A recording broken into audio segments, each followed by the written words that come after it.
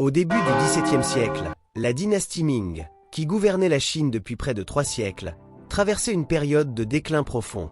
Les empereurs successifs faisaient face à une corruption endémique au sein de l'administration, des révoltes paysannes dévastatrices, et surtout, une menace croissante venue du nord-est, les Mandchous. Ces derniers, originaires de Mandchourie, avaient progressivement unifié les tribus Jurchen sous la bannière du camp Nurhaci, puis de son fils Hong Taiji.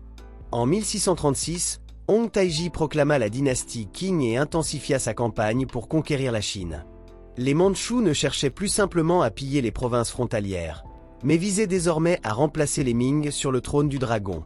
La région stratégique du Liaodong, située au nord-est de la Grande Muraille, était devenue le théâtre principal de cet affrontement titanesque. Cette zone représentait la porte d'entrée vers Pékin et les riches provinces chinoises. Perdre le Liaodong signifiait ouvrir le chemin aux envahisseurs mandchous. Songshan était une forteresse Ming située dans le corridor stratégique du Liaodong, entre Jinzhou et Shanegan. Cette place forte constituait un maillon essentiel dans le système défensif Ming. Sa position géographique lui conférait une importance capitale. Elle commandait les routes d'approvisionnement et servait de point d'appui pour toute opération militaire dans la région. Les murailles épaisses de Songshan avaient été renforcées au fil des années, transformant la citadelle en un bastion réputé imprenable. À l'intérieur, des greniers remplis de céréales et des arsenaux bien garnis devaient permettre de soutenir un siège prolongé. La garnison était composée de soldats aguerris, commandés par des officiers expérimentés qui connaissaient l'importance de leur mission. En 1640, les forces mandchoues lancèrent une offensive majeure contre les positions Ming dans le Liaodong. Leur objectif prioritaire était la conquête de Jinzhou, une ville fortifiée encore plus importante que Songshan. Cependant, pour isoler complètement Jinzhou et couper ses lignes de ravitaillement, il fallait d'abord neutraliser Songshan. Hong Taiji, stratège brillant et commandant suprême des armées mandchoues, comprenait parfaitement cette nécessité. Il déploya environ 40 000 guerriers mandchous, mongols et chinois ralliés à sa cause. Ses troupes étaient disciplinées, bien entraînées et motivées par les perspectives de butin et de gloire. Les Mandchous excellaient dans la guerre de siège comme dans les batailles en rase campagne. Leur cavalerie était redoutée dans toute l'Asie orientale pour sa mobilité et sa puissance de frappe. L'empereur Ming Chongzhen, dernier souverain de sa dynastie, réalisa rapidement que la perte de Songshan entraînerait l'effondrement de tout le système défensif du Liaodong. Depuis son palais de la cité interdite à Pékin, il ordonna la mobilisation d'une armée de secours massive. Le commandement de cette force expéditionnaire fut confié à Hong Shanshu, l'un des généraux les plus capables de l'Empire Ming. Hong Shanshu était un militaire chevronné qui avait remporté plusieurs succès contre les rebelles intérieurs. L'empereur plaçait en lui tous ses espoirs de renverser la situation dans le nord-est. L'armée de secours rassemblée comptait environ 100 000 hommes, comprenant de l'infanterie, de la cavalerie et des unités d'artillerie. C'était l'une des plus grandes concentrations de forces Ming jamais déployées contre les Mandchous. Au printemps 1641, Hong Shanshu mit son armée en marche vers le Liaodong. La progression fut lente et difficile. Les troupes Ming devaient traverser des territoires déjà ravagés par les combats précédents, où les approvisionnements étaient rares. La logistique d'une telle force constituait un défi colossal. Des milliers de chariots transportaient les vivres, les munitions et l'équipement nécessaires. Malgré ces difficultés, l'armée Ming avança méthodiquement, cherchant à établir des dépôts de ravitaillement sécurisés le long de sa route. Hong Shanshu savait que maintenir ces lignes de communication serait crucial pour le succès de sa mission.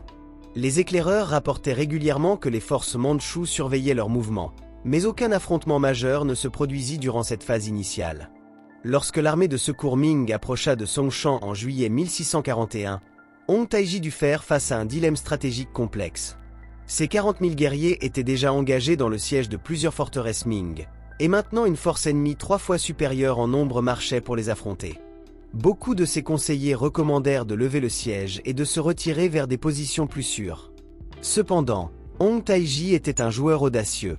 Il décida non seulement de maintenir le siège de Songshan, mais aussi de tendre un piège à l'armée de secours Ming.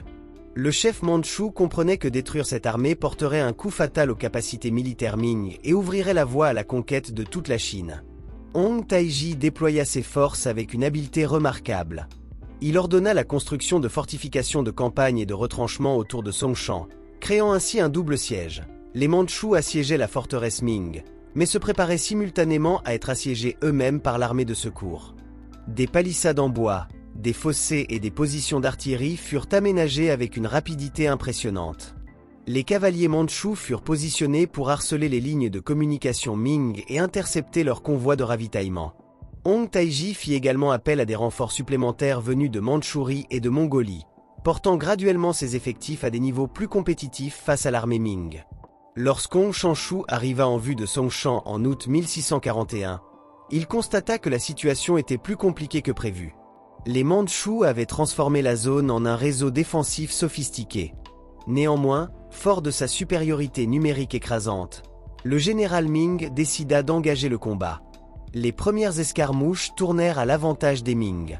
Leur artillerie, bien que moins mobile que celle des Mandchous, possédait une puissance de feu considérable. Les fantassins Ming, armés de lances, d'épées et de mousquets, repoussèrent plusieurs contre-attaques mandchous. Pendant quelques semaines, il sembla que la stratégie Ming pourrait réussir. Les troupes de Hong Shanshu établirent des campements fortifiés autour des positions mandchous et commencèrent à resserrer l'étau. Cependant, Hong Taiji ne restait pas inactif. Il lança sa cavalerie d'élite dans des raids audacieux contre les lignes d'approvisionnement Ming.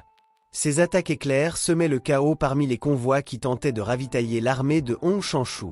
Les cavaliers mandchous, montés sur des chevaux robustes et rapides, surgissaient de nulle part, frappaient avec une efficacité dévastatrice, puis disparaissaient avant que les Ming ne puissent organiser une riposte efficace. Progressivement, le flux de vivres et de munitions vers l'armée Ming se tarit. Les soldats commencèrent à rationner leurs provisions. Le moral, initialement élevé, commença à s'effriter face aux difficultés croissantes. À accent grave l'automne 1641, la situation de l'armée Ming se détériora rapidement. Les réserves alimentaires s'épuisaient dangereusement. Les chevaux, privés de fourrage adéquat, perdaient leur force.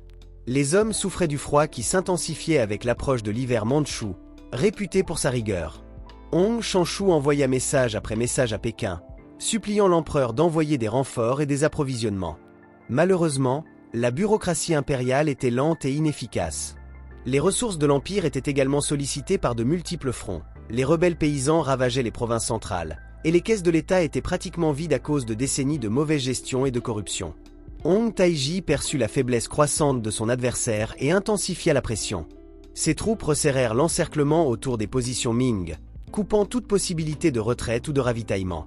Les Mandchous construisirent des tours d'observation pour surveiller les mouvements ennemis et des fortifications supplémentaires pour consolider leur emprise sur le territoire. Chaque tentative Ming de percer l'encerclement fut repoussée avec des pertes significatives. Les combattants Ming, affaiblis par la famine et le froid, ne pouvaient plus opposer la résistance farouche des premières semaines. Les désertions commencèrent à se multiplier parmi les rangs Ming, certains soldats préférant tenter leur chance seuls plutôt que de périr dans ce qui ressemblait de plus en plus à un piège sans issue. Durant l'hiver 1641 à 1642, les conditions dans le camp Ming devinrent catastrophiques. Les hommes mouraient de faim, de maladies et d'exposition au froid glacial. Les cadavres s'accumulaient, créant des problèmes sanitaires supplémentaires. Certains récits historiques mentionnent des actes de cannibalisme parmi les soldats désespérés, bien que ces témoignages soient difficiles à vérifier avec certitude. Hong Shanshu tentait de maintenir la discipline et l'ordre parmi ses troupes, mais sa tâche devenait chaque jour plus ardue. Les officiers eux-mêmes perdaient espoir. Plusieurs d'entre eux conseillèrent au général de négocier une reddition honorable ou de tenter une percée désespérée. Hong Shanshu, conscient de son devoir envers l'empereur et redoutant le déshonneur d'une capitulation, hésitait. Au printemps 1642, après près d'un an de siège, la situation était devenue intenable. L'armée Ming, autrefois forte de 100 000 hommes, n'était plus qu'une ombre d'elle-même. Les survivants étaient exténués, affamés et démoralisés. Les Mandchous, bien que également éprouvés par les combats prolongés, maintenaient leur cohésion et leur détermination. Hong Taiji ordonna une offensive finale pour en finir avec la résistance Ming. Les troupes mandchous lancèrent des assauts coordonnés contre les positions Ming affaiblies. La résistance s'effondra rapidement. En mars 1642, Hong Shanshu, réalisant que toute résistance supplémentaire ne ferait qu'entraîner l'anéantissement complet de ses hommes sans aucun bénéfice stratégique, accepta finalement de se rendre. La capture de Hong Shanshu représentait un trophée inestimable pour Hong Taiji. Le chef mandchou traita son prisonnier avec un respect calculé, cherchant à le convaincre de rejoindre la cause Qing. Après des semaines de négociations et de persuasion, Hong Shanshu accepta de servir les Mandchous. Cette défection d'un des plus grands généraux Ming constitua un choc psychologique énorme pour la cour impériale à Pékin. Elle démontrait que même les serviteurs les plus fidèles de l'empereur pouvaient être retournés, sapant davantage la confiance dans la capacité de la dynastie à survivre. Les conséquences de la bataille de Songshan furent catastrophiques pour les Ming. La destruction de leur plus grande armée de campagne laissait le Liaodong pratiquement sans défense. Les forteresses Ming de la région tombèrent les unes après les autres dans les mois suivants. Jinzhou, dont le secours avait motivé toute cette campagne désastreuse, capitula peu après. Le corridor stratégique entre la Grande Muraille et la Mandchourie était désormais fermement sous contrôle Qing. Les Mandchous pouvaient maintenant concentrer leurs forces pour l'assaut final contre Pékin elle-même. Sur le plan militaire, la bataille de Songshan révéla les faiblesses structurelles de l'armée Ming. Malgré sa supériorité numérique écrasante, elle fut incapable de vaincre une force mandchoue bien commandée et disciplinée. Les problèmes logistiques, le commandement divisé, le moral fragile et la corruption qui rongeaient l'appareil militaire Ming se révélèrent fatales. En revanche, les Mandchous démontrèrent leur maîtrise de la stratégie, leur discipline et leur capacité à exploiter les faiblesses de l'adversaire. La victoire de Songshan confirma Hong Taiji comme l'un des grands capitaines de son époque. Pour l'empereur Chongzhen, la défaite fut un coup dévastateur dont son règne ne se remit jamais. Il avait misé énormément sur cette campagne, y consacrant des ressources précieuses que l'Empire pouvait difficilement épargner. L'échec total de l'expédition renforça les rebelles intérieurs qui, voyant la faiblesse de l'autorité impériale, intensifièrent leur propre campagne. En 1644, à peine 2 ans après Songshan, les rebelles menés par Li Zicheng prirent Pékin. L'empereur Chongzhen, abandonné par ses courtisans et ses généraux, mit fin à ses jours dans le parc impérial, marquant la fin de la dynastie Ming. Ironiquement, ce furent les Mandchous qui profitèrent de l'effondrement final des Ming. Lorsque Li Zicheng prit Pékin, le général Ming Wu Sangui, qui commandait encore les défenses de Shanegan, fit appel au Qing pour l'aider à reprendre la capitale. Les Mandchous acceptèrent volontiers cette invitation, mais une fois à Pékin, ils décidèrent de rester et d'établir leur propre règne. La dynastie Qing gouvernerait la Chine pendant les 267 années suivantes, jusqu'à la révolution de 1911. La bataille de Songshan demeure l'un des affrontements les plus significatifs de cette période tumultueuse de l'histoire chinoise. Elle illustre comment la supériorité numérique ne garantit pas nécessairement la victoire lorsque d'autres facteurs stratégiques, logistiques et moraux sont défavorables. Elle démontre également l'importance du leadership militaire compétent et de la cohésion des troupes. Hong Taiji transforma ce qui aurait pu être une défaite désastreuse face à une armée 3 fois plus nombreuse en une victoire décisive qui changea le cours de l'histoire chinoise. Cette bataille représente véritablement le tournant fatal qui scella le destin de la dynastie Ming et ouvrit l'ère Qing.